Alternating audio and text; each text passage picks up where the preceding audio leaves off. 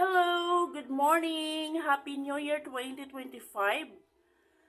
Kamusta kayong lahat? Mapagpalang araw ngayong January 1, 2025. Itong kandila na to ay sinindihan ko simula 12 a.m. at ngayon is 11:56 a.m. na. Almost magto 12 hours na siya na nakasindi yung kandila.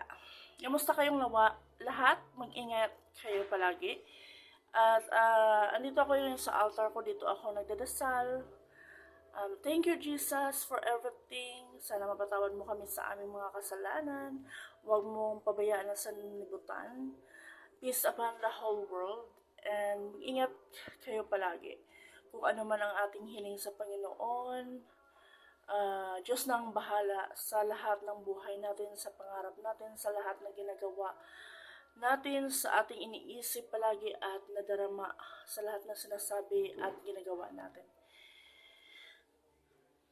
Praise the Lord. Ituturo ko dito yung room ko. Ito yung room ko. Medyo magulo kasi inaayos ko pa.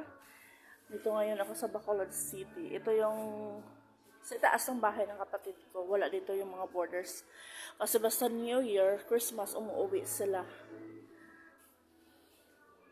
Ito lang yung ituturo ko lang kayo konti. Ito yung sa likod, yung mga mga tawag dito. Yung bahay ng kapatid ko. Yung pinaupahan niya. Ito yung Chico, Mangga. Ito yung aso ng borders. Ito yung mga antique ni Lula, yung Buddha niya, saka mga figurines niya dyan. Ito yung mga rooms na mga borders. May ibon dito pero nandoon sa yata, sa Sagay or Toboso. Mga rooms dyan. Ito yung room ko. Ayan. Ayan, may pang God bless. At saka, ito yung kusina. At saka dito yung terrace sa labas. Ito yung pusa ko. Lolo! Mimi! Kamusta? Hi to anyone? To everyone? Ito yung mga background ng lugar. Ito yung tanim ko. Ayan yung background.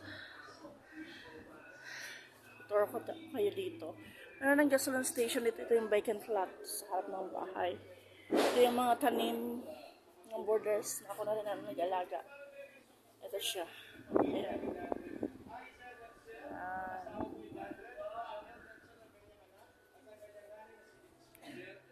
At ito ako. Thanks, God. Na-access ako sa munang ito. Sa edad na 36 years old. I pray more blessings, more life pa. Ang Diyos lang nakakaalam ng buhay ng tao. Kaya huwag tayo magsalita na mamamatay siya or mamatay. Dahil lahat naman ay mamamatay.